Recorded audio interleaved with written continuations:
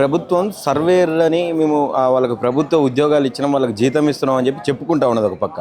అయితే ఇక్కడ ఉన్నటువంటి సర్వేయర్లు ఈరోజు మాకు జీతం ఇస్తూ ఉన్నారని చెప్పి బయట చెప్తా ఉన్నారు తప్ప ఎక్కడ కూడా మమ్మల్ని గుర్తింపు లేదు, మమ్మల్ని పట్టించుకోవట్లేదని చెప్పి చెప్తా ఉన్నారు. ఇప్పుడు 22A యాక్ట్ తెచ్చి అందులో సర్వే చేయకముందుకే వాళ్ళందరికీ నోటీసులు కావచ్చు, ఆ ప్రభుత్వ భూమిని మేము స్వాధీనం చేసుకుంటున్నాం అని కావచ్చు, ఇలాంటి రకరకాల ప్రచారం జరుగుతూ ఉన్నది. సో అని నడుస్తూ ఉన్నది బయట. ఒకసారి మాట్లాడే ప్రయత్నం చేద్దాం. వీళ్ళని ఏమైనా ఇన్వాల్వ్ చేసినరా, ఇన్వాల్వ్మెంట్ ఉన్నదా వీళ్ళకు సంబంధించి, అసలు ఏంది అనేది కూడా తెలుసుకునే ప్రయత్నం చేద్దాం. ఎట్లా ఉందండి, మిమ్మల్ని ఏమన్నా ఏమంటారు కాంటాక్ట్ అయినరా, మీకు ఏమన్నా చెప్పినరా ఇక ఈ సర్వే చేయాలి, ఈ 22Aకి సంబంధించి భూమిని మనం స్వాధీనం చేసుకుంటున్నాం అని చెప్పి? ఇందులో ఏమన్నా మీ పాత్ర ఉన్నదా? ఓకే, ఉన్నాయి సార్. నా పేరు సంతోష, నార్కల్ డిస్టిక్ లైసెన్స్ సర్వేయర్ని. మాకు 22A ప్రకారం ల్యాండ్ సర్వే అనేది జరుగుతుందంటే రీసర్వే చేయమని చెప్తున్నారు. రీసర్వే చేయమని చెప్తున్నారు. ఎకరాకి 50 రూపీస్, ఫస్ట్ 20 రూపీస్ అన్నారు, తర్వాత 50 రూపీస్ అన్నారు, తర్వాత 10 రూపీస్ TA ఖర్చులు అంట, 10 రూపీస్. అయితే ఇద్దరు లైసెన్స్ సర్వేలు పోతే ఒకరోజు 1 ఎకరా 2 ఎకరాలు కొలిస్తే 60 రూపాయలు అనేది మాకు ఏ విధంగా వెసులుబాటు అవుతుంది కాదు కదా. అదే రీసర్వే అనేది మాకు ఫస్ట్ ట్రైనింగ్ ఇచ్చినప్పుడు రీసర్వే చేయాలని మాకేం చెప్పలేదు, ఇంకా రీసర్వే చేయండి అనేసి. అలాంటిది మాకు ఇప్పుడు లైసెన్స్ సర్వే శిల్పకళా వేదికలో లైసెన్స్ సర్వే ఇచ్చింది దీపావళికి ముందు. అయితే లైసెన్స్ సర్వే ఇచ్చిన తర్వాత లైసెన్స్ సర్వేయర్ ప్రకారం సర్టిఫికేట్ ప్రకారం మాకు ఇంతవరకు పని కల్పించలేదు, శాలరీ ఇవ్వలేదు. ఇప్పటి వరకు పని లేదు, శాలరీ లేదు, ఏది లేదు.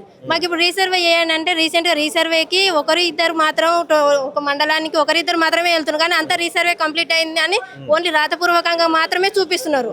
ఆ కలెక్టర్ వాళ్ళకి ప్రెజర్ ఎక్కువ చేయడం వల్ల వాళ్ళు మాతోని జాయింట్ కలెక్టర్ ఆఫీస్కి పిలిపించుకొని ఇట్లా మీటింగ్ పెట్టించి ఓన్లీ పేపర్ స్టేట్మెంట్ల కోసమే మాకు మీటింగ్ అనేది జరుగుతుంది.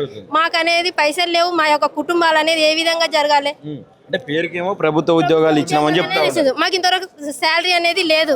మా యొక్క కుటుంబాలు అనేది మేము ఎట్లా పోషించుకోవాలి? మేము వేరే పనికి పోవాలంటే లైసెన్స్ సర్వేలు ఒకవేళ గవర్నమెంటే కదా పిలిచినప్పుడు టక్కుని వెళ్ళాలి అనేది మన ఆలోచన ఉంటుంది. అలాంటిది ఇప్పుడు మాకు శాలరీ లేదు, ఏం లేదు. 1 ఇయర్ మేము ఇంటికనే ఉంటాం. మా యొక్క పిల్లల ఫీజులు మేము ఎలా కట్టుకోవాలి, మా యొక్క ఇంటి పోషణ మేము ఎట్లా నడపాలి అనేది మేము ప్రభుత్వాన్ని కోరుతున్నాము. అదేవిధంగా నిన్న సర్వే భవన్ దగ్గర మీటింగ్ అంటే మేము సర్వే ధర్నా చేస్తుంటే ఎత్తుకొని పోయి ప్రతి ఒక్క పోలీస్ స్టేషన్లో కూర్చోబెట్టిర్రు. అంటే ఆ విధంగా పోలీస్ స్టేషన్లో కూర్చోబెడితే రేపు ఒక్కరోజు పోలీస్ స్టేషన్లో కూర్చోబెట్టి అన్నం పెడితే మాకు తర్వాత మా ఫ్యూచర్ ఏంది, మా పిల్లల పరిస్థితి ఏంది? మేము ఒక్కరమే కాదు కదా, మాకు 2 పిల్లలు ఉంటారు, భర్త ఉంటారు, అత్త మామ, అందరిని మేము ఎలా పోషించాలి?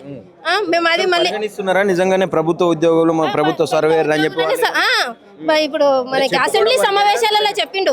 అసెంబ్లీ సమావేశాల్లో కూడా ప్రభుత్వ ఉద్యోగాలుగా వీళ్ళని ప్రకటించినాము, కానీ లైసెన్స్ 6500 మందికి మేము పని కల్పిస్తున్నాం అన్నారు. ఏ విధంగా పని కల్పిస్తున్నారు? శాలరీ ఇస్తుందా? మాకు శాలరీ ఉంటేనే కదా పని ఉన్నట్టు. శాలరీ లేదేం లేదు, ఓన్లీ చెప్పుకోనికేనా మాకు ఈ సర్టిఫికేట్ అనేది. ఇంకొకటి 2 ఇయర్స్ వరకే ఇచ్చిండు, తర్వాత రిన్యువల్ అని పెట్టిండు. ఇప్పటికి 1 ఇయర్ అయితే ఇప్పటి వరకు ఎట్లాంటి శాలరీ లేదు, ఇప్పటి వరకు ఎలాంటి శాలరీ లేదు. మా యొక్క ఫీజులు కట్టుకొని సర్వేలు ఇప్పుడు చుట్టుపక్కల వాళ్ళు కూడా వీళ్ళు ప్రభుత్వ గవర్నమెంట్ ఎంప్లాయీస్ అనేది కూడా అంటున్నారు. ఇప్పుడు మాకు అలాంటిది ఏది లేదు. ఇప్పుడు దృష్టికి తీసుకోపోలేదా? ఏంది సార్ ఇట్లా ఉంది, మా పరిస్థితి ఇబ్బంది అవుతుంది. 2-3 సార్లు ధర్నా చేసినాము, ధర్నా చౌక్ దగ్గర కూడా ధర్నా చేసినాము. ఏం రిప్లై లేదు. చిన్నారెడ్డి సార్తో కూడా మాట్లాడినాము. అయితే సార్కి ఏంటంటే మేము శాలరీ అడిగితే సార్ ఈగో అట్టయిందంట. అంటే శాలరీ అడగకుండానే ఎట్లా నడుస్తుంది? ఇంటి పరిస్థితులు ఎట్లా వెళ్తాయి?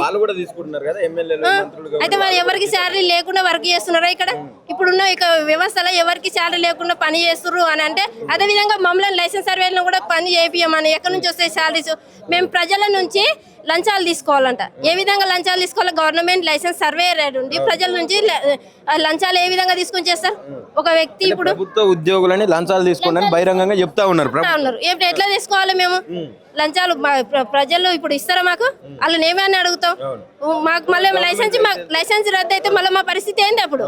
అంటే గవర్నమెంట్ ఏంది, వీళ్ళది ఏ విధంగా లైసెన్స్ రద్దు అయ్యి వీళ్ళందరూ ఇంటికా ఉండాలి అదే విధంగా ఆలోచిస్తుంది. ఆ విధంగా ఆలోచించకుండా పక్క ఏపీలో ఏ విధంగా అయితే విలేజ్కి ఒక సర్వేయర్ని తీసుకున్నారో అదే విధంగా మమ్మల్ని విలేజ్కి ఒక సర్వేయర్గా తీసుకొని మమ్మల్ని ప్రభుత్వ ఉద్యోగులుగా గుర్తించి మాకు ఒక జీవోని తీసుకురావాలని మేము ప్రభుత్వాన్ని కోరుతున్నాం. నా పేరు సిద్దిపేట జిల్లా మాది. అయితే మమ్మల్ని శిల్పకళా వేదికలో నియామకం అనేసరికి మేము ముఖ్యమంత్రి స్వయంగా నియామకాలు ఇస్తుండు. మాకు ఎంతో అంత జీవితం ఉంటారని మేము అనుకున్నాం. కానీ ఆ నియామకాలు ఆయన ఏం చెప్పాడంటే, గౌరవ ముఖ్యమంత్రి గారు మీ లైసెన్స్ సర్వేల వ్యవస్థలోకి రేపే మీకు మీకు తెల్లారి దీపావళి ఉంది, మీకు ఒకరోజు ముందే దీపావళి వచ్చింది అని చెప్పిండు. కానీ ఆ దీపావళి మా జీవితాలను ముంచింది. రేవంత్ రెడ్డి గారు ఆ లైసెన్స్ కాపీలు ఇవ్వడంతో మా జీవితాలు అంధకారంలో పోయినాయి. ఉన్న ఉద్యోగాలు మానేసి నీ పిలుపు నోటిఫికేషన్ మేరకు వచ్చినాం, అక్కడికి ట్రైనింగ్ తీసుకున్నాం, ఎగ్జామ్ పాస్ అయినాం, అత్యంత కఠినం ఎగ్జామ్. మాతో పాటు జీపీఓలు ఎగ్జామ్ రాశారు, వాళ్ళకి ఉద్యోగాలు ఇచ్చిండు, జీపీఓ వాళ్ళకి రెగ్యులర్ సాలరీ ఇస్తుండు. మరి మాకెందుకు ఇవ్వవు? ఈ ప్రజాపాలన అంటున్నావు, ఈ ప్రజాపాలన వెట్టి చాకిరి. ఎకరానికి 60 రూపాయలు ఇద్దరు సర్వేయర్లకు, ఒక్క సర్వేయర్ 30 రూపాయలు ఇస్తానడము. ఈ ప్రజాపాలనలో వెట్టి చాకిరి ఉంటుందా? ఎందుకు ప్రజాపాలన అంటున్నావు? మాటి ప్రజాపాలన అంటున్నావు. ఏం జరుగుతుంది వాస్తవానికి? ఫీల్డ్లో జరిగింది ఒకటి, మా నిరుద్యోగుల మీదనే నువ్వు గద్దెనెక్కినావు. మేమందరం, నేను కూడా జీతాలు కూడా ఇస్తున్నాం అని చెప్పి చెప్తా ఉన్నాడు కదా, మరి ఆ జీతాలకు సంబంధించింది ఇప్పటివరకు ఏమీ లేదు. ఆల్మోస్ట్ 1 year ఇంతవరకు జీతం లేదు, వేతం లేదు. మా వేతలు ఎన్నో జిల్లా కలెక్టర్లు చెప్పినా కానీ మా దగ్గర అంశం లేదు. ముఖ్యమంత్రి దగ్గరికి వెళ్ళండి, ఆయన అపాయింట్మెంట్ ఇయ్యాడు. పొంగులేటి శ్రీనివాసరెడ్డి గారు అపాయింట్మెంట్ ఇయ్యారు మాకు. మేము సార్ మాకు బయట కనబడితే శాలరీ కావాలంటే మీరు గొంతమ్మ కోరి గౌరవ్ బాబు అంటాడు. అంటే చేసిన పనికి జీతం అడగడము, నేను పొంగులేటి శ్రీనివాసరెడ్డి గొంతమ్మ కోరిక అంటారు. కానీ ఇదే రేవంత్ రెడ్డి గారు ఏం చేస్తారంటే కనీస వేతనాలు ఇస్తాడు. నువ్వు కనీస వేతనాలు చట్టం చేసి నువ్వే, వేతనాలు అమలు చేసేది నువ్వే, స్కిల్ అన్స్కిల్ వచ్చేది. మరి మేము ఎందులోకి వస్తాము? బీటెక్ క్వాలిఫై అయిన 60% ఎబో మార్క్స్ పాస్ అయిన వాళ్ళము మేము ఎందులోకి వస్తాం?